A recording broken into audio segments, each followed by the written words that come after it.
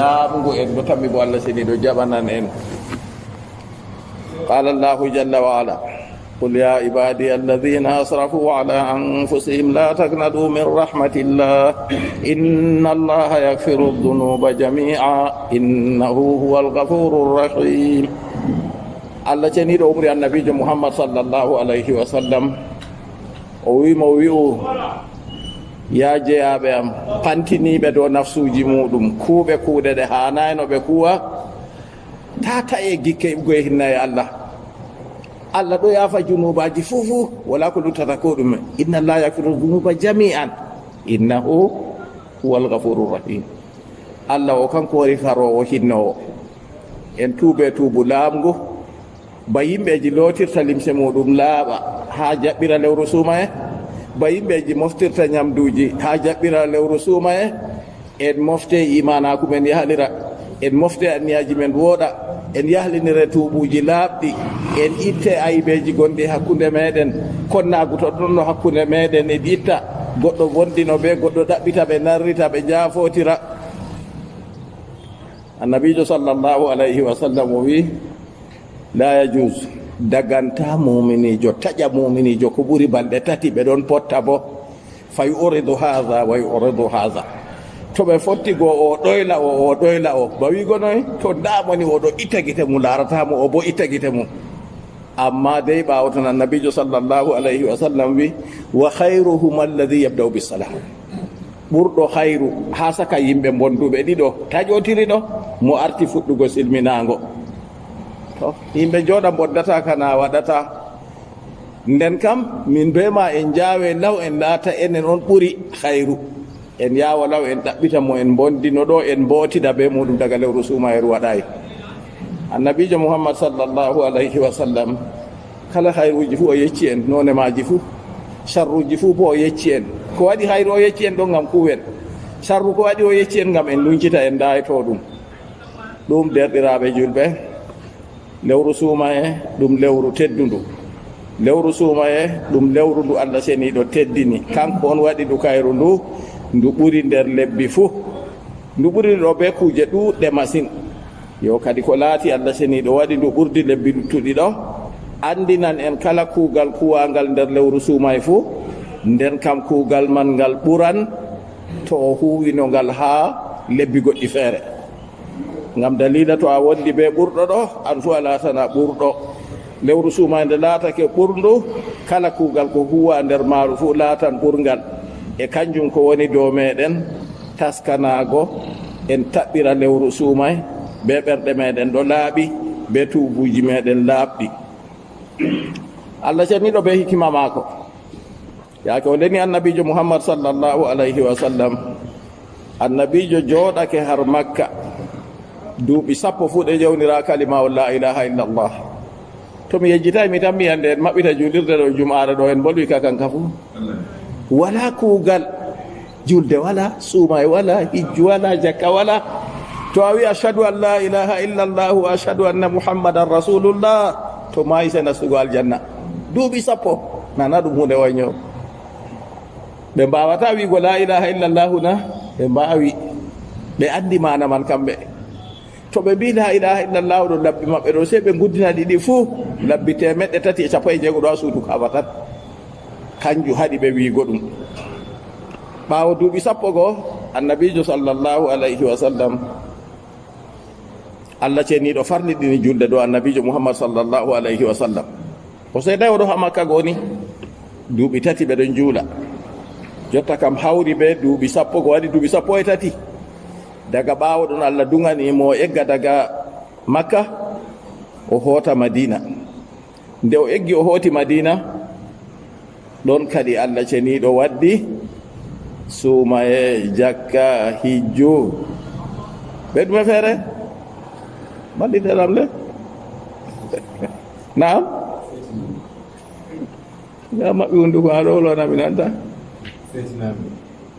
setinago kana julde wari ko ngo wino daga julde oho setinago kuwe kaja ta kuwe kaja umroje kaale ɗo ka fu ha Madina tabiti yo ha ɗon man ɗo annabijo sallallahu alayhi wa sallam o faɓɓi ha madina ɗo duuɓi ɗiɗi.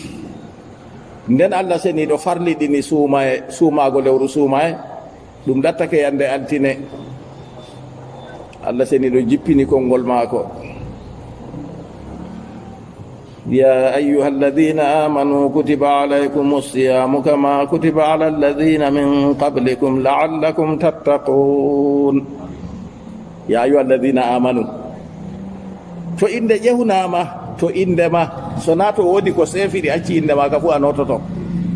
Kala nde nanɗa Allah seniɗo ƴewni ya ayyuha alladhina amanu, to yiɗi a noon aɗo janga Qur'an, goɗɗo ɗo janga nde aɗo nana, liman ɗo yeeso mon ɗo janga aɗo nana, taskita boɗɗum ɗume warata ɓaawo ya ayyuha alladhina amanu ɗo. Nde o ƴewni ya onon mumini en, imma umrore imma haade, amma ha aya ka en gondi o wi kutiba alaykumus siyam. Ha ɗo kam umrore wari daga Allah seniɗo, suumay farliɗinama dow moɗon ba suumay farliɗina dow ɓen gonnoɓe yeeso moɗon, ngam on ndenta luutugo Allah, kanjum woni on kula Allah. Laaru cuumiɗo no wayi, a tawa mo oɗo mari neɗɗaku maako, oɗo de'iti, wala firfirta waɗa ni, wala huɗa o waɗa o ni, na a yi hunde go wangi ha suumaye goo. Yo nden en wi haala suumaye, lewru ramadana warata ɓadi ɗum ɗo inchallah, en ceye ɓe yaafugo Allah seniɗo yaafata en ayibeji meɗen nder maaru, en seyore ɓe moƴƴe ɗuɗɗe ɗe warata daga Allah seniɗo hinnayeji muɗum. Ko wiyete suumaye ha wolde arabiya, na en wi suumaye ɗo ɗum kalimawol arabiya daga assawmu suumaye, ayi nayi saadi be waaw be mimi man pat ɗon ton, ɗum kanjuma noon min bolwiri be fulfulde ɗo. Ngeji ambe Hawsare bono wiyata suumaye ajimi. Yo ɗo kana yi seddiri yay feere ko ba aka ba malan. To alhamdulillah, je arabiya ɗo yehi ɗon man sottay ha kalimawol man ko masɗe sanji bo. E ɗume woni suumaye? To ha wolde arabiya wona wolwi ko wiyete a sawmu ɗo, nantugo acca hunde. To a acci waɗugo hunde ni halas, ɗo woni a sawmu. Nden na kanju en mari haaje ha ko en gondi ɗo, ko en mari haaje kam ha sariya dina islama. Ko wiyete a sawmu ɗo, ɓi adamajo acca ñamgo, acca yarugo, acca ɓadago rewɓe, acca kala ko wonnata suumay fufu be anniya rewgo Allah seniɗo. To kuuɗe ɗe fu maje ɗe accama anniya ɗo tawagani kugal wonni. Ngam konngol annabijo sallallahu alayhi wa sallam, innamal a'malu binniyat. Annabijo Muhammad sallallahu alayhi wa sallam wi kala moggal kuuɗe fu be anniyaji. Yo nde laatake banni nden kam se anniya ɗo ka tawe. Non Allah seniɗo be hikima maako, nde nini o waɗi suumay, kanko farliɗini suumay, o waɗi lewru suumay ɗo o ɓurnindu dow lebbi goɗɗi luttuɗi. Suumay ɗo woodi bote ɗuɗɗo ko nafata ɓi adamajo cuumiɗo. Kugal men ko nafata Allah. Allah ceniɗo ha hadisul kursi, ɗum bolle Allah ndenna ɗum aya Qur'an, ɓe ɗum wiya hadisul kursi, hadisul rabbani, hadisul me hadisul ilahi, ɗum bolle Allah ndenna aya Qur'an. O wi onon jeyaɓe am, wonɗo yimɓe mon arande en mon ragare mon, yimɓe mon ginnaji moɗon on fof, on laatake bana ɓurde hulugo ɓernde goɗɗo gooto.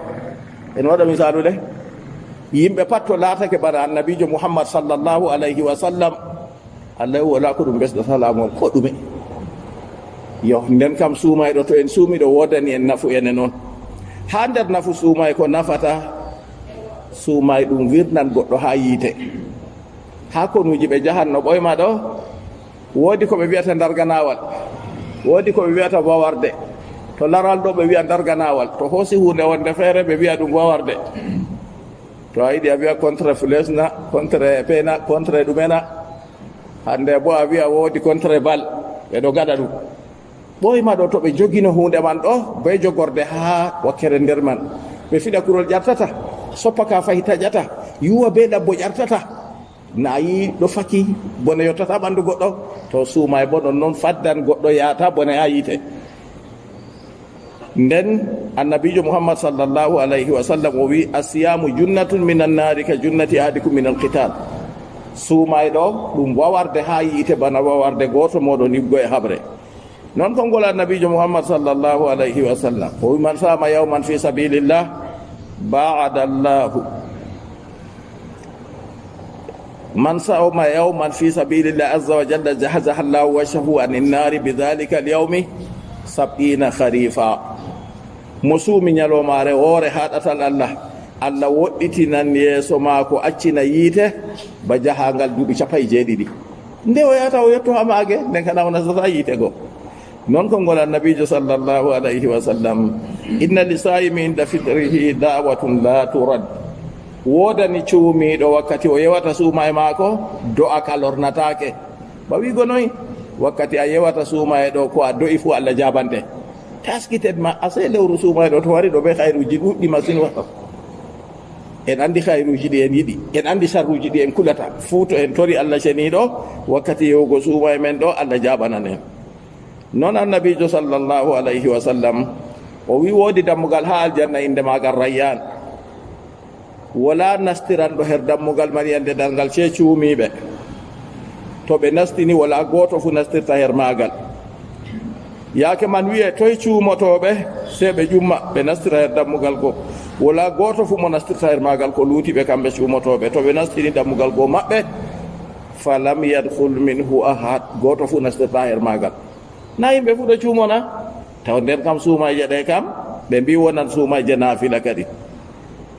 ha bote suumay ko nafata ɓi adamajo ha yonki muɗum. suumay ekkitinan ɓi adama muñal, suumay sembiɗinan ɓi adamajo dow muñal. a yi goɗɗo wowino kayum kam nde maati weelo fuu ñaman, nde maati ɗon ka fuu yaran, nden daga hidde ko buulol ŋaasa ɗo ni o acci ha nange muta oɗo muñi. da sona kulol allah won ha maako o nasta o ñaama o haara o yara o ɗogɗita o wurtan ha wala anduɗo se allah, amma wala baɗowo noon nder julɓe. to kanjum suumayɗo ekkitina muñal ɗo sembiɗina dow man. suumayɗo wawina ɓi adamajo nangtago nafsu maako jotta ko waɗata sarru. nden kam useni to en cuumiɗo ko en ekkiti ha suumayɗo ko lewru suumay wurti futa en pasitake, jotta ka en daato en ƴeltake nafsuji meɗen, en jahi en waɗi sport, jotta kam en waɗi ɗumejum mi wiyata a huwi jotta ka a jangi a timmini a heɓi diplôme hidde ko a yaha huwa kuugal ɗo a waɗa stage en gaɗi stage ha lewru suumay ɗo. to lewru suumay wurti ɗo en daro dow kuuɗe ɗe en kuwanno ha lewru suumay ko tata en geeɓa ɗe.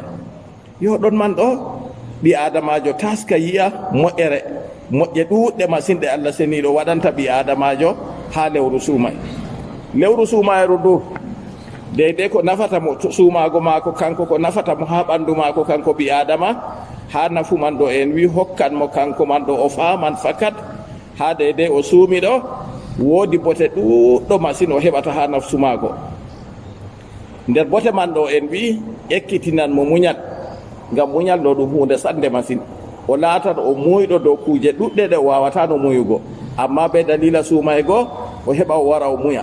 ekkitinan mo fahinta hunde deydey nde o wawata no wadugo be derɗiraɓe maako julɓe, malla bo ko waɗatno kalluɗum be derɗiraɓe maako julɓe. yaake man ɗo o wowa warta o waɗata hunde go, o acca hunde go. to o acci go yaake man noy laatake o ekkiti ko laati boɗɗum ha maako. ko laati boɗɗum ɗo kanjum o lismoto, o jaɓata huwugo kuugal gongal feere ko jiɓantamo ha kuuɗe maako ɗe diina maako ko duniyaru maako.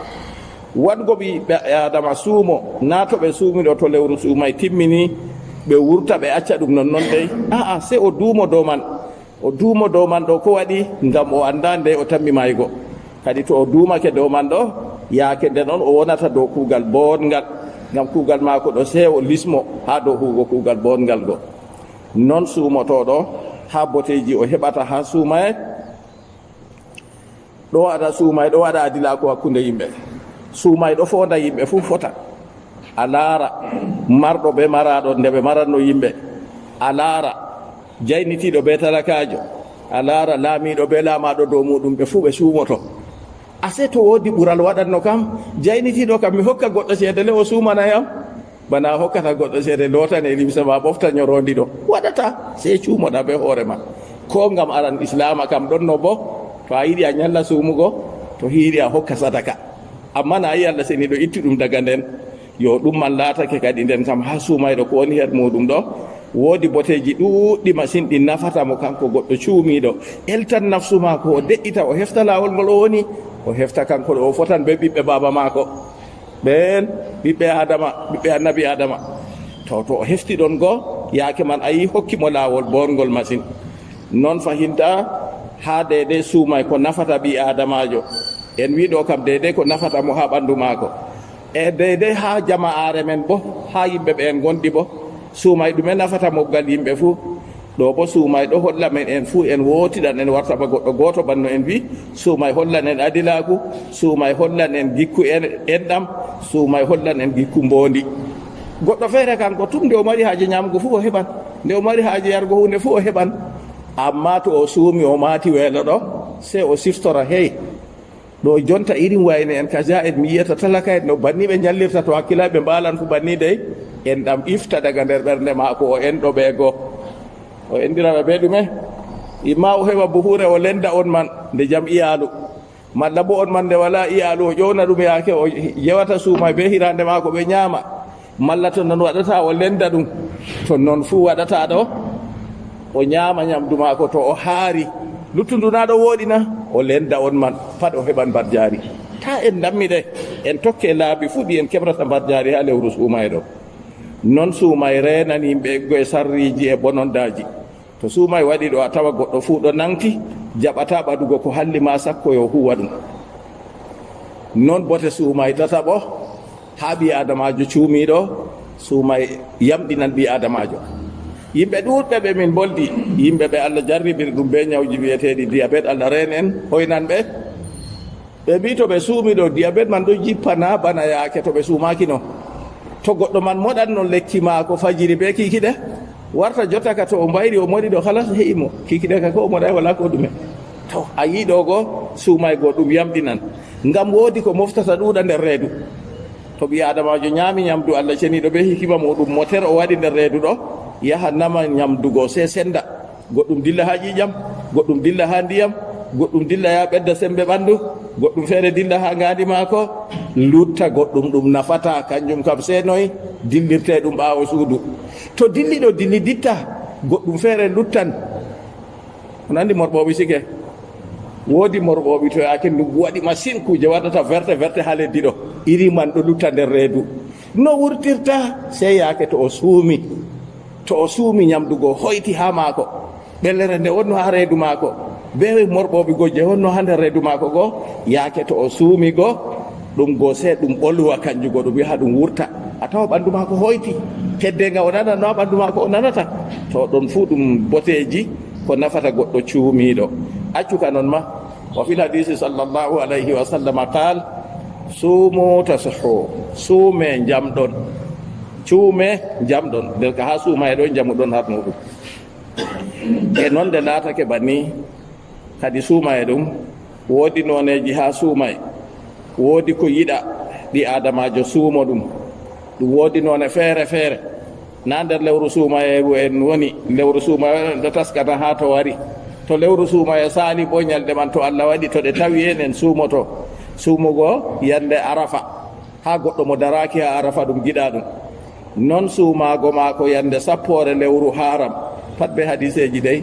ngam famɗugo wakkati na en ɗo jangina en ɗo siftinira on wa zakkir fa inna dhikra tanfa'ul mu'minin suumago yande arafa ɗiɗaɓre suumago yande sappore lewru haram non suumago jowenayaɓre lewru haram non suumago ñalɗe tati e sittatu ayyam suumago ñalɗe joweego ha lewru juldandu gurte haala yimɓeji on nanata wiya suumago ɗe sahata suumago ɗe waɗi ni ɗo suumago ɗe sahata sahabo en ɗo ɓe cuumoɗe nden a maɓɓita télévision makka be madina ɗo ñalɗe man a yiya ɓe ɗo gewa suumago man sahata useni accu tokkitango yimɓe mbaati nan en deppitinan ɓe yimɓe ta huwa kuuɗe kayru to yimɓe feere bo alhamdulillah ko en jangi man ɗo se en kabda en paama ɗum de goɗɗo jangi peetetel ni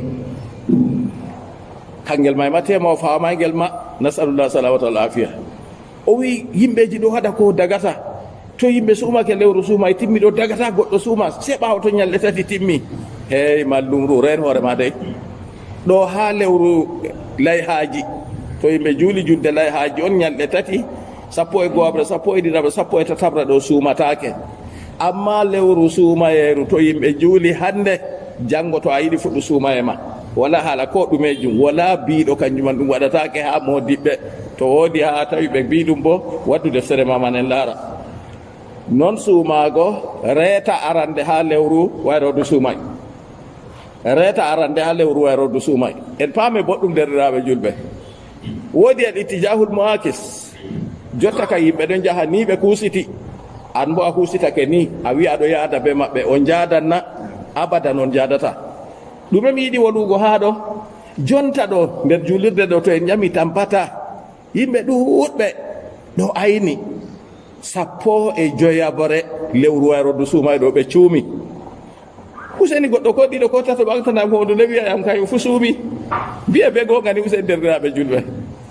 taw na noon, suumo daga go'ore wayrodu suumay ha yotta 15. nisful awwal on hadisa waddi, goɗɗo suuma nisful awwal reeta arandejo ha lewru suumetedu wawɓe.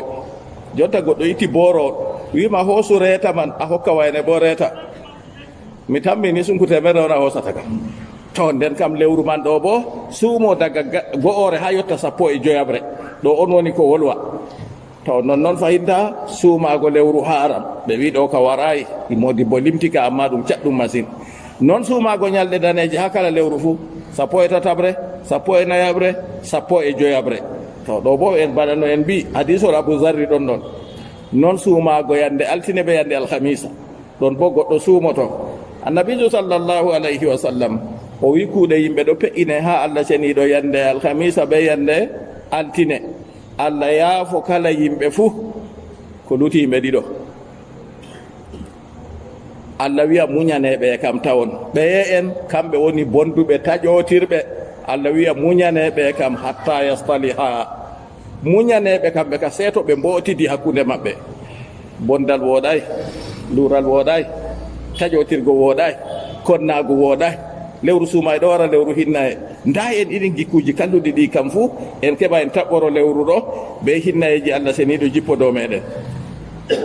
noon suumago ñalomare yewa ñalomare ha marɗo sembe. to ko annabana limane no gatema kamɓe ɓe mbawatno. a wawi an a wi a suumoto, a suuma ñalomare, a yewa ñalomare, amma a suuma foroy ɗo ko annabijo sallallahu alayhi wa sallam haɗi. la sama wala aftar man sama al abad. suumaki yewaki mo suumi foroy. noon suumago ha goɗɗo mo wawi deydey te'ugo wala bawɗe te'ugo. oɗo mata suuno tegal amma wala bawɗe te'ugo, o huli hallende on bo o suumo ngam kongol annabijo sallllahu alayhi wa sallam. yo suumaje ɗe ɗe giɗaɗe. woodi ko waña suumego handani ɓi adamajo dayto ɗum yande arafa to goɗɗo ɗo dari ha arafa. suumaje 4 tokkidirɗe en maɗoɗe. to goɗɗo ɗo dari ha arafa yande man tata o suumo. ñalomare jum'are tan tata o suumo. ñalomare asawe tan tata o suumo. nden lewru wayrodu suumay goto sendi caka ha dirtira gade man tata o suumo. suumayeje 4 ɗe gañaɗe, amma modiɓɓe wi karahatu tanzi. gañol mal ɗo ngol senuki na ɗum haramun. to a yi a suumoto suuma. to goɗɗe ɗo tokka 4 kanje bo ɗum karahatu tahrim. kanje ka ɗe wañama amma gañol ngol harmuki. kanje on woni ɗeye goɗɗo suumo o yewata suumaye o waala o fina o hoyira suumaye non noon ta goɗɗo waɗa non. kanko kam woodi sembe o wawi o muñan ta o waɗa noon. annabijo sallllahu alayhi wa sallam haɗi. mo yeddi annabijo bo kuugal mum woɗayi. noon suumago jamanu kanko kam wi o suumoto foroy, kanko oɗo suumi lebbi 12 fu kay tata o waɗa noon. ngam kongol annabijo en wino nane go, o wino ɗume la sama wala aftara man sama al abad. suumaki yewayi mo suumi foroy. noon suumugo yande seko. yande seko nde lewru ɗo ha dow hawtirde meɗen ɗum ala ɗon goore maaru ko nden ka alat ɗo ɗum 29 nden kam altine ɗum yande 50 goɗɗo wiya min kam mi waɗi anniya am daga jemma, min kam mi suumake to lewru suumay wartima, min kam mi waɗi anniya am. to warta bo nami heɓan barjari kam o heɓata barjari man suumay man je o suumi man ɗo o suumi je gaña ɗum ma gañol ngol haramun yo ene wala ha dina dey se muña derɗira o julɓe on pat mon on nana habaru lewru on koosida lewru yenden suumayre nayabre suumago debbo gori ko ɗo yahliri ko luuti duntingo gorko ko luuti lewru suumay kana gorko man fu ɗo suumi yo amma sona noon seeɗaga jemma o yecca gori ko janngo o suumoto yo nden o lutta suumago taw jotta ɗo tokki suumaje nayyi kadi bo ɗe ka haramun tan wala haala gorka feere ko moye suumi to goɗɗo huwi haramun bo ɗume kanko man ɗo o heni yangiteego so naani kadi to o tuubi allahu rahman hinnimo amma so na noon ka o annda to o suumi ɗe kanje ka o heni yangiteego tan na o heɓa barjaari suumaago yande julde suumaye be yande julde layhaaji ñalɗe ɗiɗi ɗe annabijo sallllahu alayhi wa sallam haɗi yimɓe suumaago ɗe en ɗo siftinira on lore larte defte ha on giya ñalɗe man ɗo jotta ka invitation on allah waɗi an ka sali a wi a ñamata laami ɗon waɗanima invitation a sali a ñamata mana mi anndano on mbadata sakko allah seniɗo nasalullahu salamata wa lafiya nden suumaago ñalomaje tati ɓaawo julde layhaji sappo e go'abre sappo e ɗiɗabre sappo e tatabre to goɗɗo suuɓiɗo haramun o wala mbarjari sona junuba non debbo ƴiƴam al'ada ɗo ha maako ƴiƴam haydu ɗo ha maako ko ƴiƴam ɓesguɗon ha maako to wi o suumi o wala mbarjari sona junuba ta o wiya woy kanko kana semtita yimɓeji anda na o senaki kanko ka o suumoto non wala haaje sam allah ceniɗo be hikima muɗum on waɗi haydu man ha maɓɓe non suumago goɗɗo ñawɗo mo hulanta hoore muɗum mayde ñawgu woni ha maako ɗo to o suumi ɗo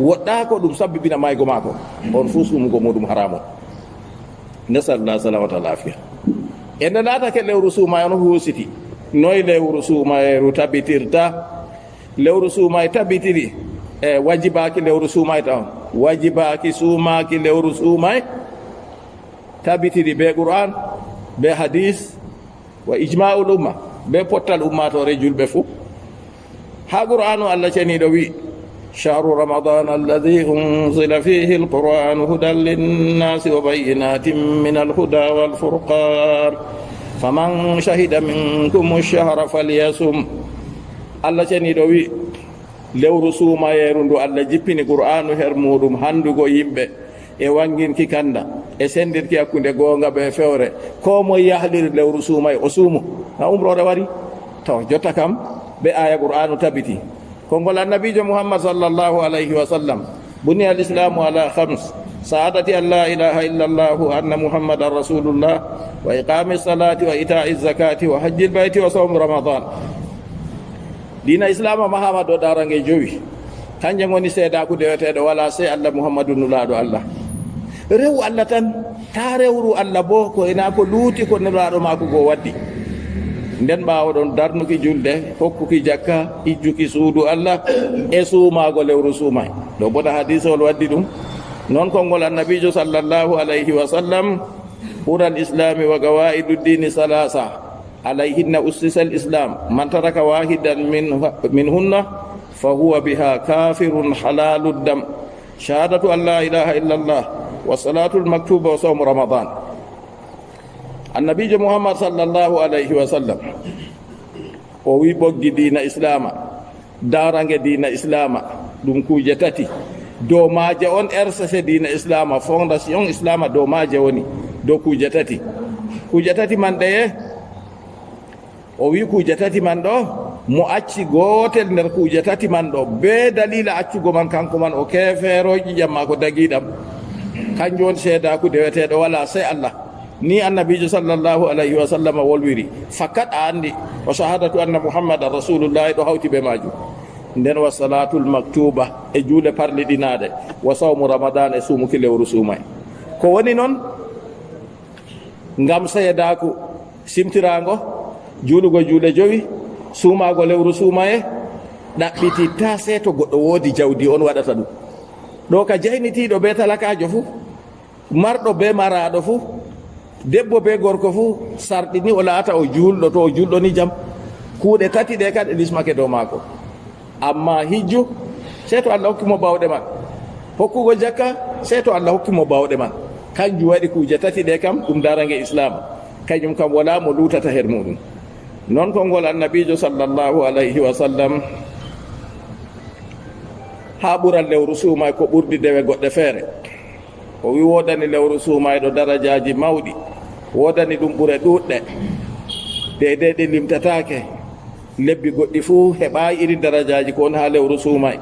Nder majum ha hadiseji man ko ngari ha ɗon konngol annabijo sallllahu alayhi wa sallam: as-salawatul khams wal jumu'atu ila al jumu'ati wa ramadanu ila ramadana mukaffiratun lima baynahun ijastunibatil kaba'ir. Annabijo sallllahu alayhi wa sallam o wi juule jowi jum'are ha yaago jum'are, lewru suumay ha yaago lewru suumay, ɗum kefojum ɗum suddojum ayiɓe ko woni hakkunde majum to ni gedde mawɗe luncitama. En juuli julde juhra, magariba en juuli to en kuwayi gedde mawɗe pamare men Allah yaafi. En juuli magariba isa'i en juuli caka man ɗo Allah yaafi. En juuli isa'i en juuli subaha caka man Allah yaafi. En juuli subaha en juuli juhra caka man Allah yaafi. ɗum annabijo sallllahu alayhi wa sallam waɗiri misalu ha hadisol gongol feere. O wi misalu juule jowi ɗo ban misalu maayo luggungo ilowo ha dammugal goto moɗon. Nde weeti fuu o yiwan ha maayo man nde jowi. Useni woodi ñorodi, woodi tuundi, woodi salte duttata ɓandu maako na? Saabo mbi wala salte duttata ɓandu maako. O wi to banni misalu juule jowi. Allah seniɗo ɗo moytira be maaje kuuɗe kalluɗe. On yiyay mo e ɗuɗɗe ɗe Allah seniɗo hokki en na. To ni fahinta to goɗɗo suumi lewru suumay wondu waɗi o suumi ayibeji maako hakkunde man Allah yaafi. Non goɗɗo juuli julde jumare o yarande o juuli ayibeji maako hakkunde man Allah seniɗo yaafi.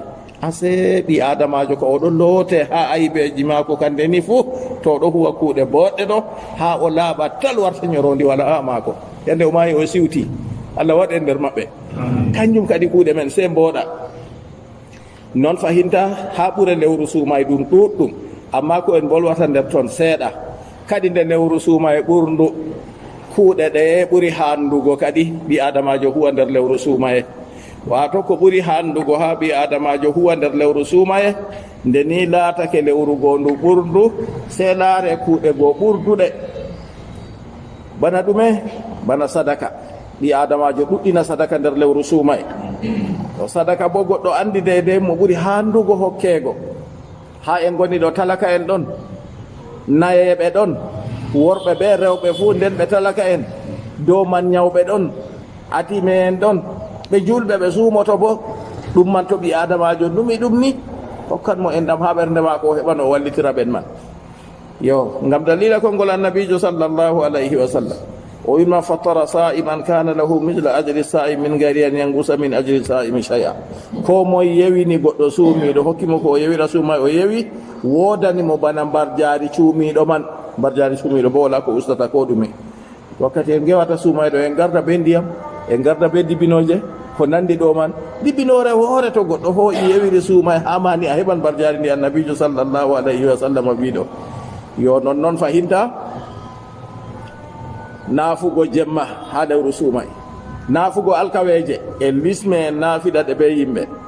Tata a wiya jotta kam dikka a dilla an ka ya naafa feere ma mbatindan waɗa nafsu ma jaale. Inna nafsa la ammaratun bisu. Nafsu ɗuɗa umruki wu allende. Jaale warta a heɓayi a naafigo. To a heɓayi a naafi a heɓata mbar jaari.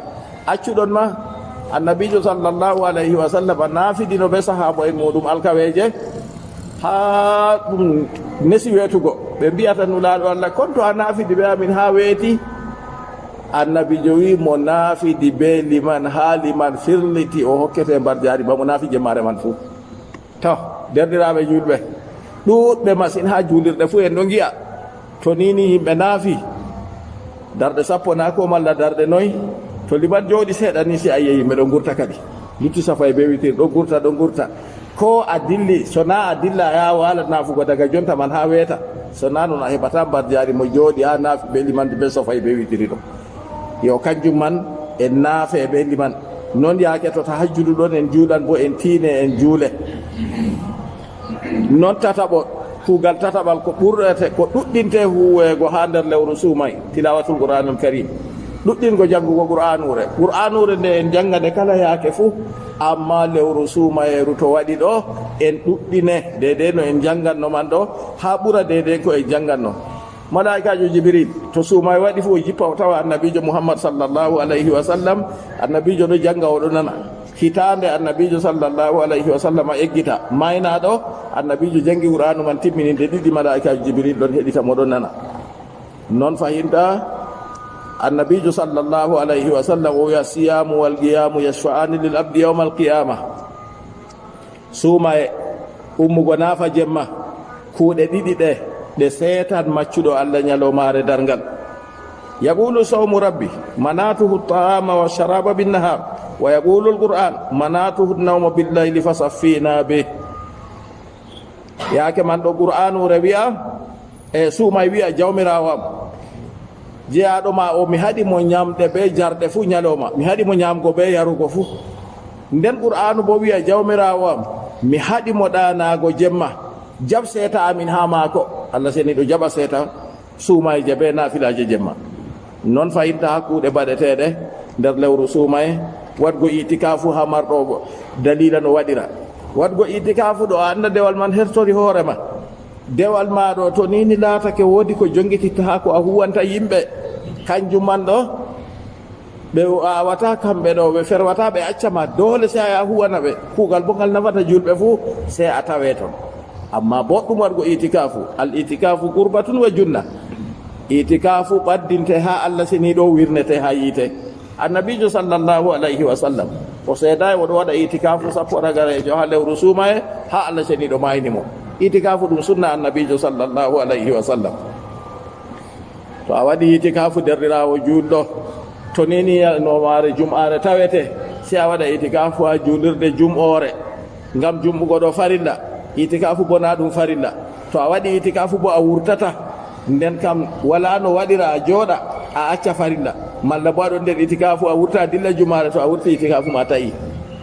nden derɗiraɓe julɓe, banda itikafu jonta ka waɗi itikafu borgoje ɗigguɗe, matalayel gonngel feere de deyayel ni, borgore libi ɗiggunde wara we'ita, a famina. urdi ɗo uura, termos ji ɗo dari sera ɗo feere feere, yimɓe ngari naafugo fu an ka ɗo aliɗani. la ilaha illa. itikafu ɗume watta hoto suudu ma nden ka derɗirawo julɗo. jafeɗa bo derɗiraɓe julɓe, ɗum waaju, ɗum siftinirki. wa zakkir fa inna zicra tanfa'ul mu'minin. yaake ha julirde mawde tan yimɓe waɗatno tahajjudu go. ha min ummi min yahi tahajjudu go, goɗɗo yahi waɗi itikafu ha wakkere fombina ni, ha dede mi wari mi dari go be ite maako ɗon ɗon iri ɗum mi tindinima ɗo kanjum woni be ite maako ɗo. to a yi mi tammi ko ha suudu jotta ka leeso tan lutti wala, nden be ko sudda fu ɗon. a waɗi waɗgo itikafu on ɗo ha rewa allah. ha ɗon go mi ɗo naafa darde ɗiɗi hidde ko tahiyatul masjidi go, se o waɗi ka dimmugo feere maako ton. sukajo cembiɗɗo, a sukajo cembiɗɗo daya ka hey mallum, o waɗi ka dimmugo tan, o dimba o ñobba, o forta ɓera, o forti jak ɓawo to olori o ñobbi o forti, se o happiti tan fenêtre daya se o diwiri ha fenêtre. mi metamo yigo amin nafi min goti. a cembiɗɗo iri banniɗo muy husen derɗirawo julɗo. so na ɗon bo a taskina yaago itikafu man. taw mi wi'ayma ta a yara beƴƴite ha julirde dey, a yara beƴƴirte to o weƴƴitay no yedde may na o wonnan julirde na. a yara beƴƴirte ɗo tapiyel ɗelemngel fiilore ɗo a wala haaje man.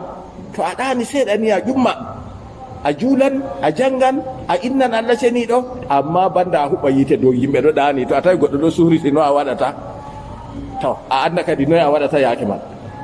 ha itikafu ɗo ɗum kuuɗe tati huwete: juulugo, jangugo qur'an, innugo allah ceniɗo dow laawol sunna annabijo muhammad sallllahu alayhi wa sallam. ta a yaha juulirde jotta kam ngel ɗo ɗon sike, ngel ɗo aɗa wallini asara ma e téléphone ajo jotta ka to alaji kajago warti, mota kajawa warti, ɗo rondi ɗole kaja, to a yarina alaji wayne kaja, a hosa kaja bo a yara, ceede kaja a yarina ha banque a waɗa ni, walla bo nagge akoy sanu ko jotta ka ya nanga nagge ɗo a yara a hirsa, to a hirsi ɗo a hokka wayne bala wala hokka wayne ni kaja, ceede man to hawti bo a yara rufana mi a kaja. e to a wala no nder itikafu kam no a waɗata ɓuri ɗo? wurta ɗo ka pat to a waɗi itikafu kam ta yaadu be téléphone man mato andi ngel suklete so na non bo ta suklan iri kakam mbima mi itikafu kuuɗe tati huwete juulugo janngugo qur'an be ɗume be innugo allah ceniɗo wa zakkir fa inna dicra tanfaul muminin nden ha fahinta joyaɓal kuugal joyaɓal kuuɗe tilimɗe ko huwete ha lewru sumayeru al itimar waɗgo al umra ha marɗo balɗe ha marɗo bawɗe jonta nder men ɗo ni tampata yimɓe feere ɗo taski jahangal garal ngal ɗo dillanal umra nawni hande ka ɗuɗɓe masin dilli min bema allah seniɗo hoddirana en yaago hande kam allah seniɗo andi ko warata jonta tampata nder meɗen ɗo a wala no anniya bo jotta ka noy habdu yahu a yi sungullaji ɗi en joɗani ɗo yande to wade wari haɗata en maygo sam wa suglun la yulabbisu lil wada'i sungulla ɗo sabbitinta goɗɗo hayɓa jaɓɓitoya wayne nde silminta ko kayre woni juhoore wade silmine yande ka jami waran kay wota yake ñeenam ɗo weli goni ɗo ɗon nde wiftata tan wari hillani duniya fa wade wifti ɗum kabden ma kutiniren be ko allah seniɗo hokki en nder majum waɗgo al umra annabijo sallllahu alayhi wa sallam wi umratun fi ramadana taadilu hajjatan ma'i al umra nder lewru sumayeru fotan be hijjidago be annabijo ni annabijo sallllahu alayhi wa sallam wi lewru sumayeru ɗo tabitira be timmugo lewru wayroɗu sumay to lewru wayroɗu sumay timmi 13 ɗo ka fakkat jango ka wala ko goɗɗo renata sam se sumago tan na iri yimɓe aminin kam min gi'ay sey to min giita e to ayi gite mama no ɗe mbayi man ɗum yimɓe tabitini wala ni be ni daga ɗo ha ko wolda nder Cameroun ɗo fuu lewru du en goddi ɗo go'ore maru ɗum yande alat ndeka yande alat ɗo to a limi yande alat ɗon go'ore to a limi alat ni ɗum no gasi jeenayaɓre to ndeka no gasi jeenayaɓre ɗo en daran lewru to lewru wartima en suumi altine to lewru wartayi bo en rena salasa kam fakkat se sumgo wala be ni wala ni be ni yewɗo ka wala ko renete ɓawo man malla bo lewru sumayeru ɗo tabitira be yigo adili en ɗiɗo malikinko en wi yimɓe hadis ɓe wi ɓe yigo adilijo goto ngam goɗɗo goto nde o yeccino annabijo sallllahu alayhi wa sallam annabijo jaɓanimo yo nde laatake banni lismake dow meɗen en laata en fuu en ɗo pinti en ɗo andi ko woni ha dina meɗen en ɗo taskiti deydey no en kurata tata lewru wudda en to nini lewru ndu dari modiɓɓe malikiya ɓe mbi to a haɓɓi anniya daga arande jemma arandere a haɓɓi anniya a suumoto lewru suumaye ɗo fuu huugo umrore allah halas anniya gota ɗo he'anima ha lewru man fuu ɓe wi noon kala suumay tokkidirɗo fuu anniya gota he'anima amma ko ɓe wi noon na en ɗo gaɗa anniya kala jemmare fuu na on taskitina on taskitaki nde hiiri fuu en ɗo juula alkaweje na anniya men en suumoto janggo en bayroto na anniya men en suumoto janggo anniya ka ɗo tabiti gacce wala ko ɗumejo innamal amalu binniyati wa innama li kulli mri'in ma nawa yo noon ɓi adamajo laato deydey en lismo ko nguli annabijo sallllahu alayhi wa sallam to nini en suumake ha allah ceniɗo waɗi no gasa jeenayaɓre lewru yiyama en keɓi habaru to jotta kam ko woni ɗo meɗen yande 14 kana julde malla bo lewru yiyaka ha timmi 13 yo nden bo fayinta 13 kanda na lebbi nasara kana woda nden bo yande malka ɗum julde kadi ngam dalila konngol annabijo sallllahu alayhi wa sallam man ra'a hilal al-fitr لقوله صلى الله عليه وسلم الصوم يوم تصومون والفطر يوم تفطرون والأضحى يوم تضحون suuma yande cuumoton yande en heɓi habaru lewru yiyama yimɓe fuu suumoto janngo yande man kayre woni yande suumaye ta goɗɗo ɗo meggini nder suudu ɗo ɓerni min kam na lewru may ɗo ɓe pewan ko waɗi ana fewa nder dawo julɗo wala pewno goɗɗo sona pewowo a yi baba men annabi adama alayhi salatu wassalam kanko nde sayɗanu wari hunanimo wiyata mo qala ma nahakuma rabbukuma an tilkuma sajarati illa an takuna malakayni aw takuna min alkhalidin jawmirawo mon haɗay mon ñamugo leggal ngal an be debbo ma hawa koyna ngam ta on laata on malaika en malla bo koyna ngam ta on laata on laamiɓe ɗiɗo on mayata bo ha foroy kanjum woni jawmirawo haɗiri on he ay mo dey wa qasamahuma inni lakuma la minan nasihin sayɗanu hunani annabi adama be hawa o wi wallahi min on nder geccoɓe on ko nafata on miɗo nasiyana on to on jaɓi onon nafata min wala haala to annabi adama alayhi salatu wassalam nde kanko on arandejo goɗɗo o annabojo bo to andata fewre se o jaɓi tan o ñaami ɓikkon leggal ɓawa bo allah haɗinom to andu kadi derɗirawo julɗo to nini a nani lewru suumayeru dari tabiti suuma to a nani lewru juldandu dari tabiti jul ana wi a wowi yiyam ɓoyi ɗon ha suudu radio a ƴowniyam miɗon ha babal kaja min be wayne min dari hamin juula magariba nda min yi lewru on won habaru na ya o woɗi mi nani a tammi banni man no mi yecca radio na wane na noon dina ɗo na fijirde dey habaru man se hota yonde laamiɗo habaru man ummira ha laamiɗo kamɓe waɗata gigue kamɓe waɗata enquête jotta ka tabiti on man yi ɓe gecca min ha radio min lutta wolugo nasalullah salamata wal afia derɗiraɓe julɓe to en wiyen wolwa ɗo timmata mi anda wakkati de on juulatno ɓe reta sike inchallah ko allah seni no muuyi en keni toroɓeɗe ɗe ko en bolwiɗo na to safti ɗo na welay kay min kam mi yiɗa ha on safta yam ɗo en keni toroɓe ko en nani ɗo allah seniɗo waɗa en paami ɗum allah seniɗo waɗa en kutinira be majum hawra en fuu ha barjari to komi hefti to wodi komi woofi bo allah yaafa assalamu aleykum wa rahmatullahi wa barakatuh